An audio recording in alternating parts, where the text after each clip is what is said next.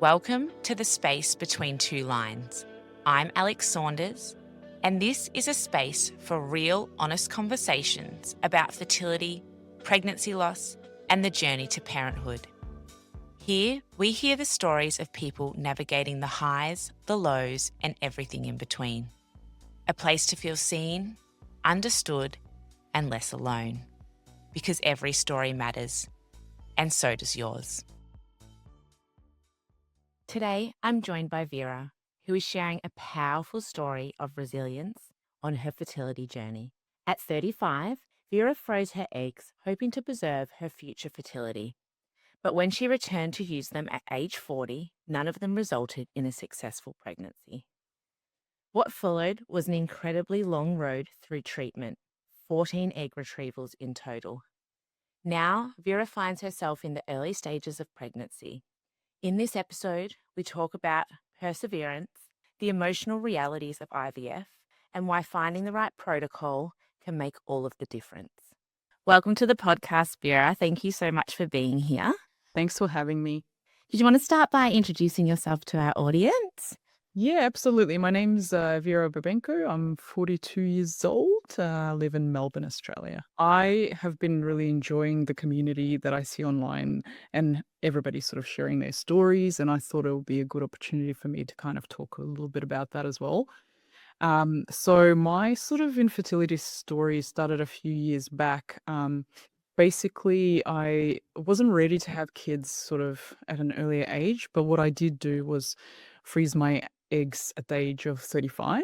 So I did about 2 rounds and I froze 21 eggs. And then obviously, when I sort of got a little bit older, I thought it was a good chance for me to use those eggs. So at around about 40 years old, I decided to use them. Now, none of them actually worked. So none of them produced any embryos, which got me into a bit of a panic. I wasn't sure what's going on. And I mean, you hear a lot about egg freezing and you sort of think, this is a great way to preserve my fertility. You know, I've got it down pat. I've done 2 cycles. I froze my eggs. But it doesn't always necessarily result in embryos. Which is something that you sort of know in the back of your mind, but you hope doesn't happen to you.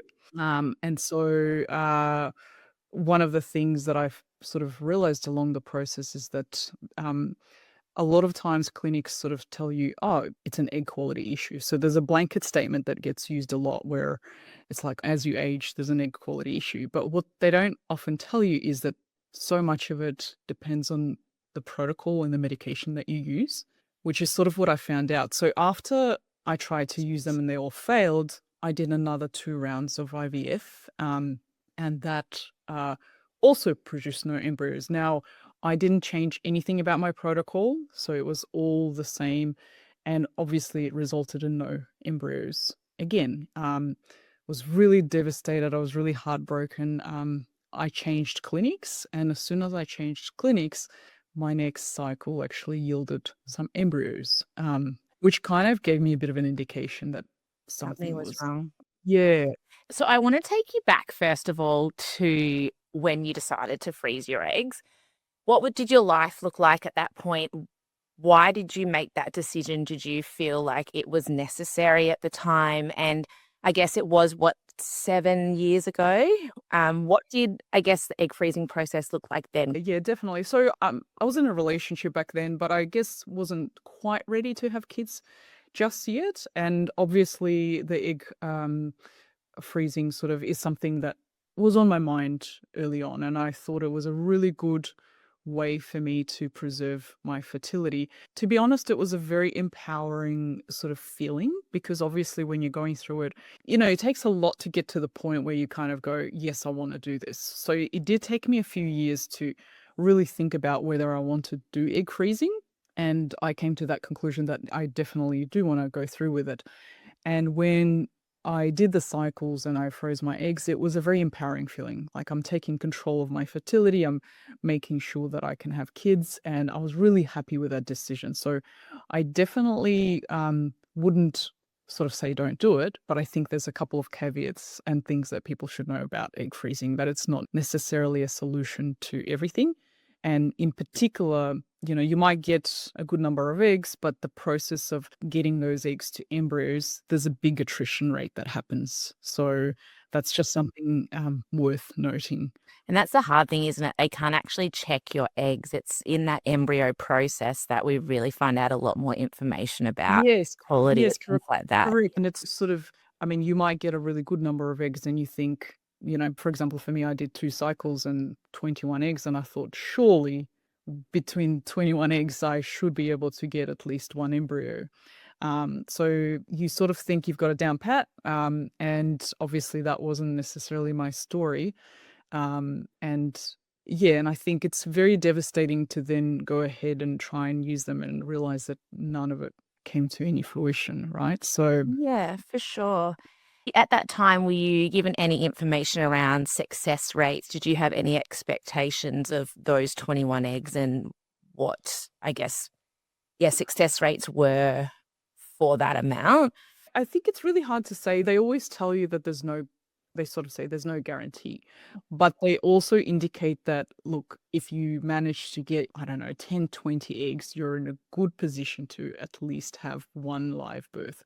So you do get that sense of like, oh, look, that should at least give me a chance to have 1 child. Like, there's never any specifics around like, this is a guarantee and this will get you there. But I definitely came out of it feeling not only empowered, but feeling like I definitely will have a chance to have a child later on. And obviously, um, having gone through the process of trying to use them and seeing that attrition rate drop, and also getting 0 embryos at the end, can be very, very hard.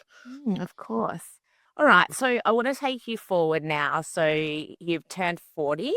What did your life look like and what made you make the decision that, okay, the time's right, I'm ready to have a baby now? I guess there's always that underlying sort of biological clock that you're aware of, and you sort of go, okay, well, I'm getting older now, and I want to try and obviously have a baby, and don't want to leave it too late. But also at the back of my mind, there was a sort of feeling of like, I'm not entirely sure whether the eggs that I froze will work, so let me give this a go. Yeah. And did you Um, have a partner at the time? Yeah, correct. And so we've been together for a while, and so it was a good chance for us to, I guess, use those eggs and try and sort of go down the IVF route as well. And yeah, it was quite the journey from that point onwards. Yeah. So initially, when you've gone back to the fertility clinic that you froze your eggs at, did you want to just talk us through the steps that were involved in defrosting your eggs and then going through an IVF cycle and what that looked like? Yeah, absolutely. So it depends, I guess, on what you're trying to do. If you're trying to do a transfer, creating some embryos to then transfer to hopefully have a baby, then the process is pretty simple. If you've got eggs that are frozen, you might be put on a sort of a frozen transfer protocol. And I suppose they just sort of thaw out those eggs. Your partner has to come in and sort of provide his sperm sample. They'll inseminate those eggs. And then you've got about 5 days where you wait for those eggs to become embryos. And so you sort of see that countdown from, I suppose, the number of mature eggs you have to how many were fertilized, how many made it to day 3, and how many made it to day 5. And you sort of watch that number drop a little bit. And I like to think I was quite realistic in the sense of sort of not having too high of expectations.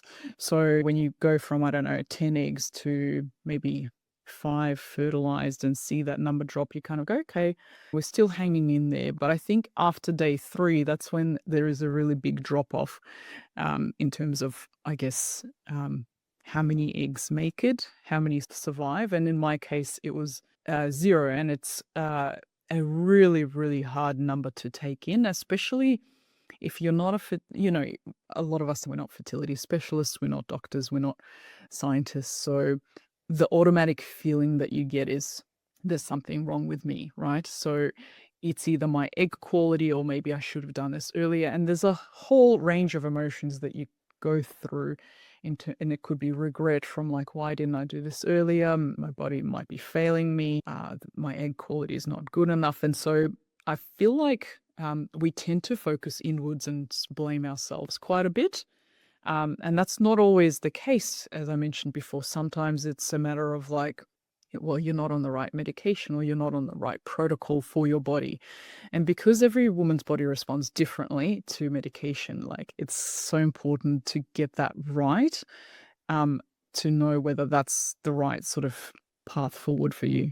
Yeah. So did they give you numbers in terms of how many defrosted successfully and then how many were fertilized and moving? Yes, yes, Did they correct. defrost all 21 at once? Is that how it worked? Well, no, so I did two because I didn't want to use my frozen um eggs straight away. So what I did was I actually thought I'll do another egg retrieval. And to me, the frozen eggs were sort of a safety net. Yep. Okay.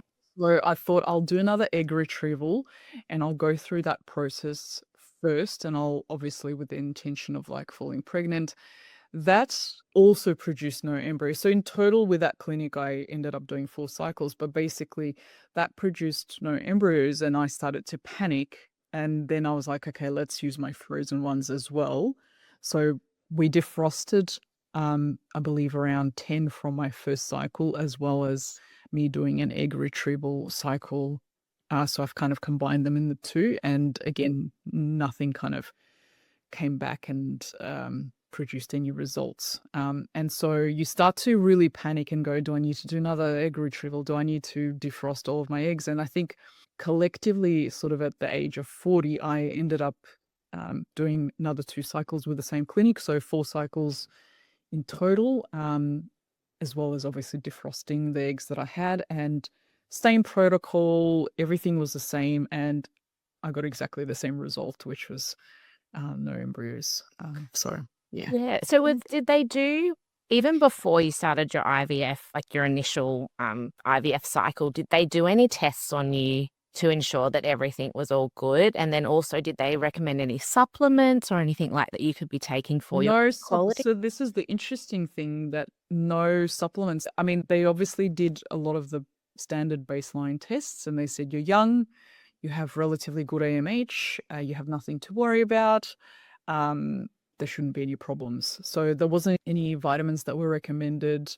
I think other than getting a clean bill of health and saying you're fit, you're healthy, no issues, go ahead, and you get the I guess you get the idea that, oh, I shouldn't have a problem conceiving. It should all be fine, right? And then you come back and nothing's working, and you sort of think to yourself, well, what went wrong? And often you just think, maybe it's just my fault. I should have done this earlier. And I think that's the general message that I see a lot, that obviously have kids younger, make sure that you're trying this earlier because otherwise fertility declines. And then there's a lot of pressure put on women to obviously do things at a particular time frame. And if you don't, then it's on you. We're expected to do it all, aren't we? Career, kids, everything. Okay. And just out of curiosity, with obviously you had your frozen eggs, but when you did those other 2 rounds with the same clinic, how many eggs did you collect each time going into the? Good question. So 21 eggs were frozen when I was about 35 years old. And then my next 2 cycles, I got 8 eggs each cycle. So it wasn't a huge number, but I felt like that was okay. And I guess it's, they always say it takes one.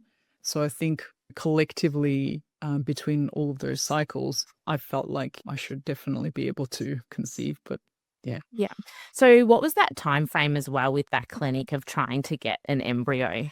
How long did all of that take?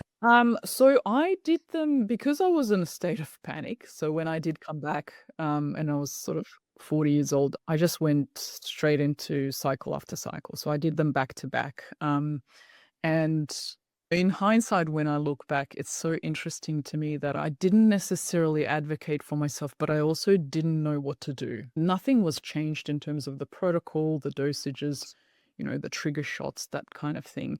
And yeah, it's just very interesting to me that I didn't necessarily query that, and I didn't say, "Look, well, why are we not trying to change something? Why are we not doing something different? Why are we just repeating exactly the same cycle?" And again, it just comes down to a lack of knowledge because you assume that clinics have your best interests at heart and that they will give you the best. And I think at that time, I didn't even realize that, oh, like you could try a different trigger shot, you could try a different dosage, you can try a different, completely different medication. And that could yield very different results. Yeah, and I think that's a really great message for people because we do trust the specialists. We trust the medical professionals that they will give us all of the information and all of the options. But I think it's really important to ask those questions if you are going through it at the moment and, nothing, it's not being successful, but nothing's changing, like advocate for yourself. But totally right. Like you don't know what you don't know, and hindsight's a wonderful thing. And you're really putting a lot of trust in these medical professionals that they have your best interest at heart. Like, Yeah. yeah. Yes, and the other thing I would probably say about that is that I mean, look, IVF is a very, very tough journey. And obviously, if you're going through egg retrievals as well, it's surgery, it's an emotional roller coaster. And I see a lot of women, I wouldn't necessarily say, giving up, but like going through the process and like obviously finding it incredibly hard. And when you don't know what you don't know, if you've done a couple of cycles, it's very easy to be like, I've tried everything I can and maybe this is a good time for me to stop. But I guess my message here would be that it's not always sort of the quality of your eggs. Sometimes it's the care that you're given. It may be your body's responding differently to certain medication, and it's worthwhile really not acting out of desperation and panic, but sort of sitting down, looking at all your statistics, looking at what's going wrong, looking at the failure points as well, and sort of doing your own research to understand what could I do differently and what can I do better to improve my chances. Yeah, for sure. Okay, so when you made the decision to move clinics, how are you feeling at that point? And yeah, did you want to just talk me through what happened next with that? Yeah, so I think I was probably at my lowest point in the whole entire journey because I've just had 4 cycles that have resulted in absolutely nothing. And that feeling of wanting to be a mother is, and not being able to kind of have that or get there is obviously incredibly, it can be very, very traumatic. Like to me, it felt like I was drowning because you're sort of, you're trying everything you can. And I think at that point in time, I was already taking almost every supplement that I could just based on my own research. I was already leading a very healthy lifestyle, but basically doing everything I can in my power to have to give myself the best chance. And so you feel like you're doing everything you can, but it's just not working. And so you're slowly drowning. And so that is probably the biggest sort of feeling that I felt at the time. It was a very, very low point in my life. I did swap clinics just because I felt like it doesn't hurt to try something different. And they put me on a different protocol, specifically, a different trigger shot was used. And I immediately saw results. I did a cycle and I got some embryos. And to me, that already was, it was almost like I surfaced and was able to breathe a little bit. It's like, oh, I can actually make embryos. And at the time, I thought to myself, maybe it's because I've started to eat better and take some vitamins. But it actually wasn't the case. I think like after having gone through quite a number of cycles, and I'll sort of get to that in a second, I've realized that it's actually the protocol that mattered. So I think what happened was, well, once I've changed clinics, I ended up doing, in total, I've done 14 egg retrieval cycles. So 4 with my original clinic and then 10 with my new clinic. All of them were back-to-back cycles. So I just went straight from one egg retrieval to the next, to the next, to the next. And I mean, obviously, at my age, my intention was to try and do a little bit of embryo banking. So get some embryos in the bank before I do any transfers to give myself the best chance. I mean, Obviously, with egg retrievals as well, I wanted to do PGTA testing to genetically test my embryos to see if they're chromosomally normal. That usually takes about 3 or 4, weeks to get back. So what that meant is that if I've done one cycle and I had, one embryo or two embryos, I couldn't necessarily rely that they were of like good quality. So I would do genetic testing, but in the meantime, I was already doing my next cycle. Um, the thing about that also is because sometimes clinics just change up the protocol to see if they can get a larger number of eggs, for example. And what I found was, yes, the first 2 cycles in this clinic got me maybe 1 or 2 embryos, but a lot of my cycles got me nothing. And again, I was sort of, because I'm not a medical practitioner, I was sort of like, I don't know what's happening. I don't know what's going on. Panic mode. And I think in my mind, it was kind of like, I just have to keep going. And even though I had 2 embryos, it's a very scary thought to potentially go through the transfer. And if it doesn't work, then you've got only one left. And you don't know how that transfer will go. And you don't know if it'll work. So I remember thinking that, what is my goal? Like, when is that stopping point? So for me, it was a case of like, if I can get 3 genetically normal embryos, I would stop and I would do a transfer, because it gives me a peace of mind that if one fails or if it doesn't work, I've got 2 that I can actually do. At that point in time, I didn't realize that the reason why a lot of my cycles were failing was, again, because we're trialing different protocols and they're not necessarily right for my body. And it's only when I took the time to just stop and not react to things, not panic, but I've essentially like put all my data into a spreadsheet. I fed that data into, I think it was ChatGPT, and I said, look, analyze all of my cycles, all of the maturity rates of my eggs, the fertilization rates, the medication that I've used, and try and tell me like where I'm going wrong. It's only then that I actually sort of found out that it pointed me in that direction. It said, look, the only time you are getting any embryos is when you're using a particular trigger shot that is, strong enough for you to get those embryos. All other times when you're doing protocols, you haven't been using, for example, that trigger shot, you haven't been using that medication, you're not getting embryos. And it was a little aha moment where I went, oh, like when I look at the data, it actually makes a lot of sense. I can see that I only get embryos when I'm on this protocol. And it was super, super interesting for me, obviously, because then I actually, towards the end of my 14 egg retrieval cycles, I had to go into the clinic and like be very strong about what I want and say, look, I need to be on this protocol. This is what I'd like to use. This is what works best. And that's when I got to see results. So I think by the end of my 14 egg retrieval cycles, I got 3 euploid embryos, which I was really happy about. I had a few other ones frozen that were untested, but I didn't feel confident to use them because they were slightly lower graded and they were not tested. And I did a transfer in February and I'm now 7 weeks pregnant, which I'm really happy about.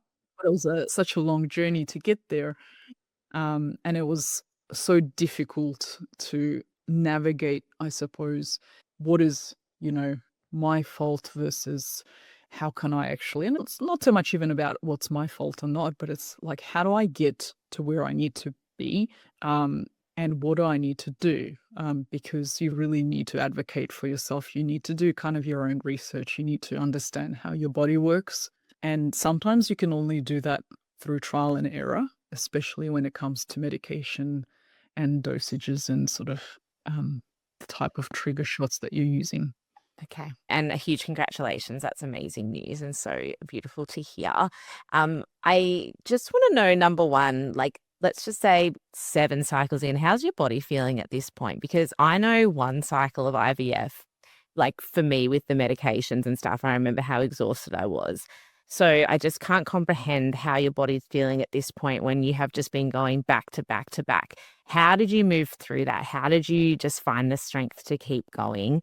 Especially when you were having those failed cycles? Look, this is an interesting one for me because I've heard a lot of women say this, but the hardest part of IVF isn't necessarily the surgeries or the shots that you take, it's the waiting and finding out the results. So for me, even though physically, it takes a toll on you, I think the hardest parts have always been around finding out the results.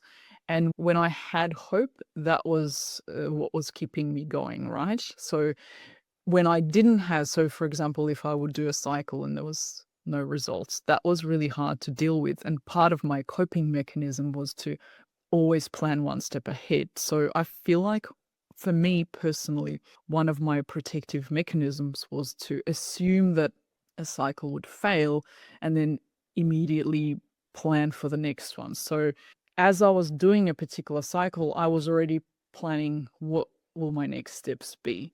And for me personally, I think, look, it worked because it was incredibly hard when I first started doing IVF, it was incredibly hard to sit and wait and put all your hope in that one moment. But it became easier as I started to sort of think more long term. So rather than putting all my hope into this one cycle, thinking, what can I do next to sort of improve my chances? I think physically, it wasn't too bad for me personally. I didn't put a lot of emphasis on the surgeries and the shots. I think I tried to occupy myself as best as I could, and I worked and I played tournaments and did everything that I do normally. But I think, yes, the hardest part is always the waiting game and finding out the results afterwards. And of course, if they're negative, then, it's a little bit of a downer, but you kind of persevere and keep going.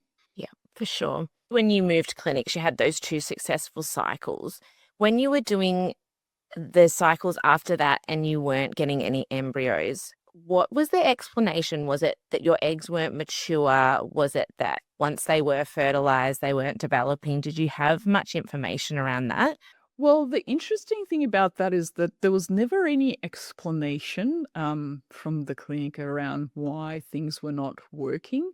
And sometimes there's a very interesting correlation, but sometimes when you increase your stim medication, you can get a lot of eggs, for example, but they don't necessarily result in embryos. So the correlation that I found is that the more eggs I would get, the less embryos I would make. So there's almost like this little fine balance between the right amount of eggs, not too many that all that energy can be put into making embryos rather than being kind of spread across, I don't know. And it's very interesting for me as well because when I started IVF when I was 35 years old, I was making less eggs than I was towards the age of 42. And I don't know whether it's because I've done so much stimulation that they were just reacting well to the medication, but I did find that I suppose the more eggs I was making, the less embryos I was kind of getting. So towards the end of my cycles, we actually sort of changed the protocols a little bit to say, look, let's focus more on quality rather than quantity to try and kind of get better results. And again, it was really hard to know why it wasn't working until I did my own research, until I sort of mapped out all my data and asked AI to kind of analyze what's going on. Because clinics often try and focus on getting more eggs. So they might put you on a high dose protocol and say, look, let's see if you can make more eggs. And you will, but you won't necessarily get the results that you're after. So, yeah. Yeah. Okay. I'm sure probably people might be curious. Do you remember what that protocol was that was successful for you? Yes, I do. I don't want to necessarily mention specifics here That's right. purely, and the reason why I say that is because every woman's body responds differently. So my dosages and my medication are not necessarily going to work for someone else. I guess all I could say that for me, the biggest differentiator was the trigger shot that I was using. It sort of is responsible for the final maturation of the eggs and how I guess they in turn become blastocysts. So changing that trigger shot made a huge difference for me. But again, I think everybody is different, and I'd be very cautious to kind of, I suppose, talk about specifics when it comes to dosages and medications because it's different for everyone. Yeah, for sure. That's even really interesting to know because I didn't even know. Like, I knew there was different trigger shots for if you overstimulate, but I didn't know there was like specifically different triggers that can help with Yes, embryos. And so that's even really great. Like a great. and you can even do a double trigger or a dual trigger. So for me, anytime I used a weak trigger, I would just get nothing. As soon as I used a strong trigger, I would see blastocysts, and obviously that was great. But you could also do double trigger where they might use like a standard HCG trigger and something like decapeptyl combined. So you can definitely tweak your protocols and you can play around with what you're using in the dosages and actually see different results.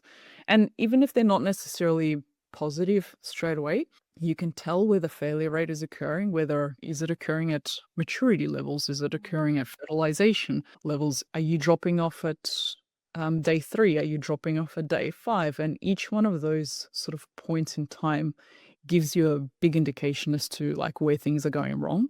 So yeah. And I just also wanted to ask you about the PCG testing, what that looked like for you. And obviously, you've got 3 embryos that came back all clear. Were there any that didn't? And yeah, could you just give us a little bit of information on that for someone that Yeah, absolutely. I mean, PGTA testing, it only obviously just tests for the right number of chromosomes. So some of my cycles came back. So, for example, one of my cycles, I had 2 embryos. I sent them off for testing and it came back as aneuploid. So it was not viable to use. Unfortunately, the process itself can take up to 3 or 4 weeks to come back. And that's quite nerve wracking when you think about the nature of the cycle. So you would have gone through, egg retrieval surgery. You would have maybe seen some drop off rates.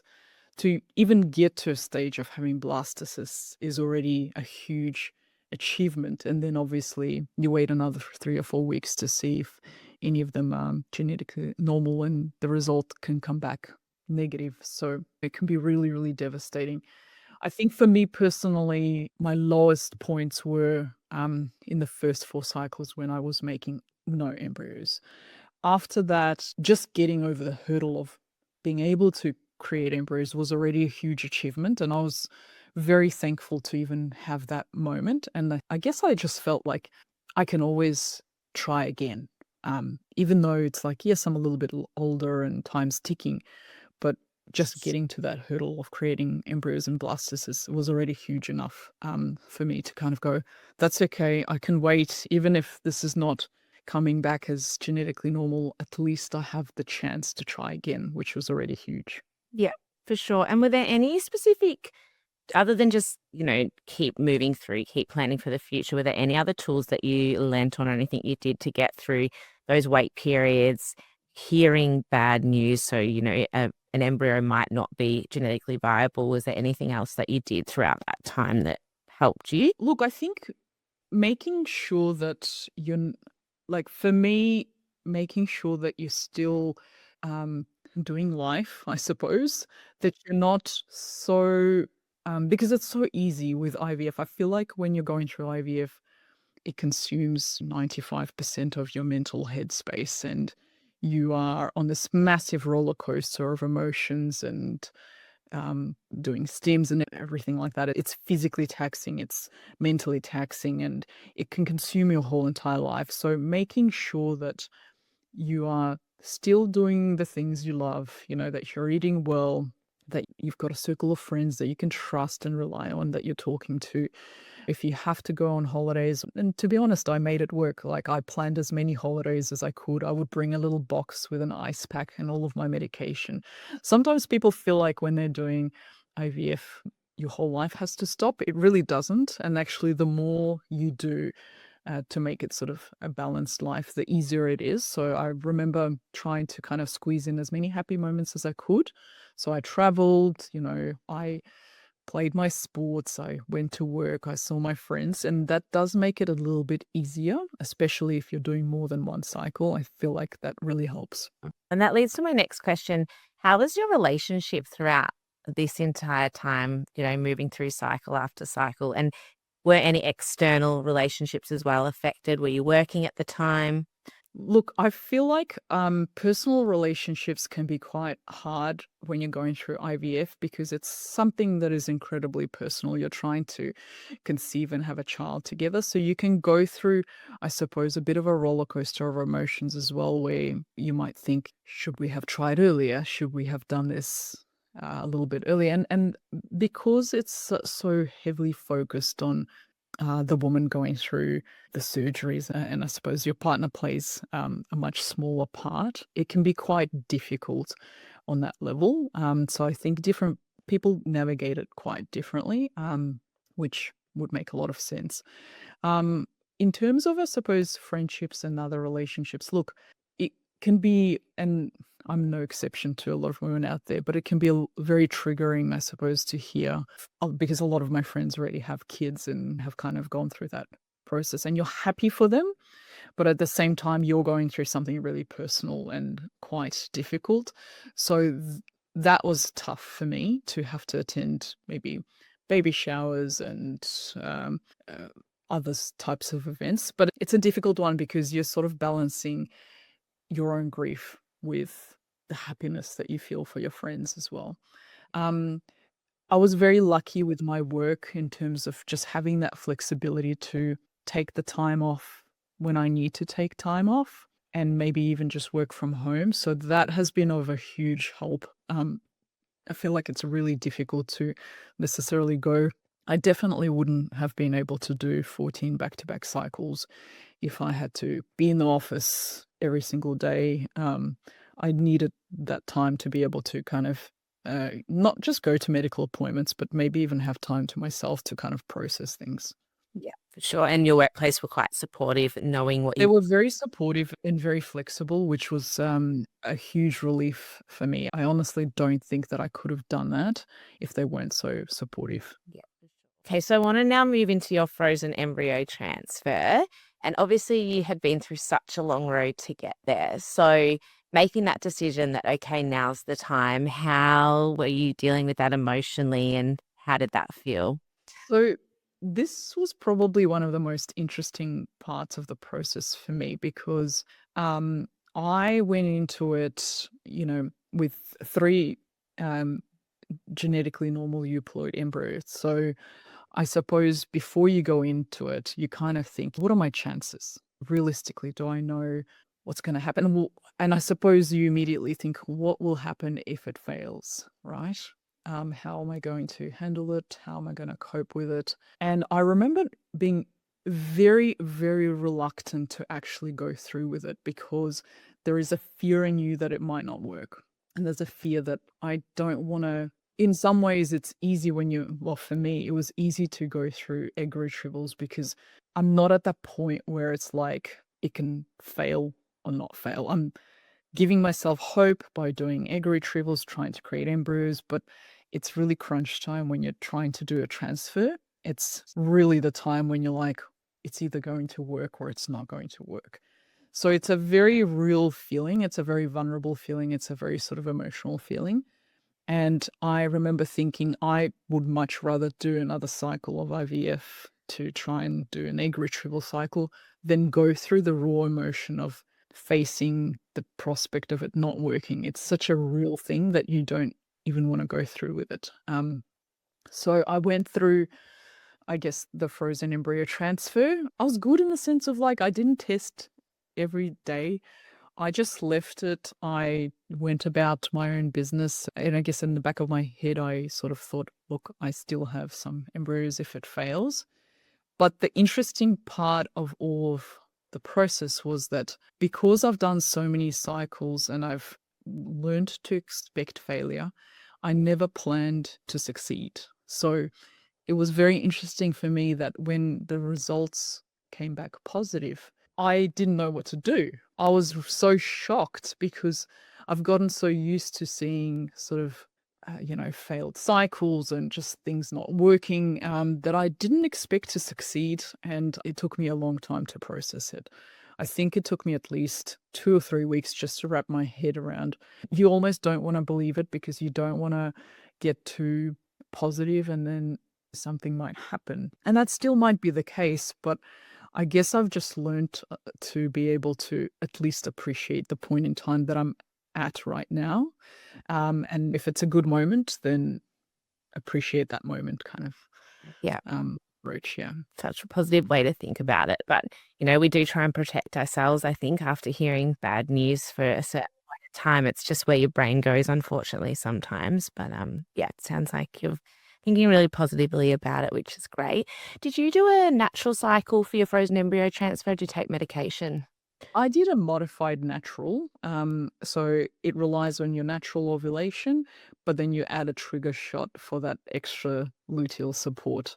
So I was really happy to do a modified natural because I felt like it was kind of the best of both worlds. You get your natural hormones as well as a little bit of added support from the trigger shot. And I should have asked you this in the beginning, but did you ever try to conceive naturally? Because that also might have put more pressure on that frozen embryo transfer if you'd been through that. Yeah, no, absolutely, absolutely. So before we even went into our rounds of IVF, a lot of times they kind of say, "Oh, you've got no issues, off you go, try naturally." So we did try to conceive naturally. And I think, we probably tried for about a year. And then given my age, I felt very uneasy about just continuing to try naturally because obviously I'm getting a little bit older and you don't know what you don't know kind of thing. So I think at some point in time, I just decided, look, let's go the IVF route. The clock is ticking. In terms of egg freezing, number one, like, was there anything that you wish women knew more about that process? Definitely. I mean, look, my number one, I suppose, insight, if I was to go back in time for myself, it would be to not necessarily rely on egg freezing as an insurance policy because at the time, as soon as I froze my eggs, I felt like, okay, pressure's off. I don't have to necessarily do anything. This is an insurance policy that I've done for myself. Everything is great. What I wish I would have done is, and again, it's not always possible, but I wish I would have tried to create embryos to see if I'm actually able to get to that stage with the eggs that I have. Because you can, if you've got a partner right now, you can freeze embryos, and that would be a really sort of safe way for you to know if you can make embryos. Obviously, people going through different stages in life might not have necessarily a partner with them, so you can't always do that. But for me personally, that would have been a really good choice to do that because if I had known at that specific point in time, oh, I've done my egg retrievals, I've tried to create embryos, nothing's working, I would have acted on it right there and then immediately. And that would have potentially prevented me from going and doing 14 back-to-back cycles. And that's obviously, I mean, yes, I went through them, but not everyone's willing to go to that length. So I think that's my biggest sort of insight into IVF. And there's a lot of marketing that I see online to kind of help women preserve their fertility and say, freeze your eggs and that sort of thing. I guess what I'm saying is that there's a lot of marketing nowadays that talks about fertility preservation in terms of egg freezing. I would just say freeze your eggs, but don't necessarily use that as a security blanket. Don't assume that you can just leave that and everything will necessarily go according to plan. I feel like sometimes it gives you a false, in my case, it gave me a false sense of hope in it. And it let me sort of drop my guard and just decide, oh, look, I'll use them later and I'll come back when I'm a bit older. And that obviously resulted in 14 egg retrieval cycles, which is Wow. way too many. Yeah. Is there anything that you would like to say to someone who might be in the middle of doing repeated IVF cycles and they're not having much success at the moment? Well, I would say, look, I feel your pain. I know that it's a very difficult process. For me, I felt like I was sort of drowning. The biggest thing I would say is like you've done nothing wrong. Don't assume that it's the quality of your eggs straight away. I know everybody says that it's a blanket statement that clinics use, but it's not always a case of an egg quality issue. There are so many variables that it could be. It could be your trigger shot, it could be the protocol, It could be the way in which your body is reacting to certain medication. And unfortunately, there's no way of knowing until you do a bit of a trial and error. And yes, you can rely on clinics to kind of give you their best insights, but they're also not going to know because they're not going to necessarily know how your body will react to certain things. So, my biggest message would be, I suppose, don't despair. It's a journey and the ups and downs are very real, but you can give yourself the best possible chance. And I think for me personally, one of the reasons why I did so many cycles is because I wanted to feel that even if I failed, I've done everything that I could to give myself the best possible chance. And if you're already doing that, and if you're giving yourself the best possible chance, then that's the best thing you could do. Well, thank you so much. There's been such an amazing story of resilience and self-advocation. So I think it's just, there's so many messages in this chat that will be important for other people to hear. Is there any other final advice that you wanted to give or anything else you wanted to chat about? No, just look, the community online has been really helpful, and I would say lean on people around you who have gone through this or are currently going through this. It has been really helpful for me to see people be very open about it online. Look, if it's not your thing, that's not your thing, but it's just very nice to know that there are others who are out there going through similar things. Yeah. So is that mainly through TikTok or is there any other community forums or anything that you've? I think for me, it's been Instagram and TikTok, Yeah. but I'm sure there are many forums out there, whether it's Facebook or things like that. But it's been so helpful to see women talk about this so openly. And it really kind of makes the process a lot easier. Yeah, for sure. And such an important thing to be talking about. So thank you so much for our chat today. And I'm just so happy for you and wishing you all the best with the remainder of your pregnancy and hoping it all goes well for you. Thank you very much. Thanks. Thanks, Vera. This has been The Space Between Two Lines. If you enjoyed today's episode, don't forget to subscribe, leave a review, and register on our website to share your story. The link is in the bio. Until next time.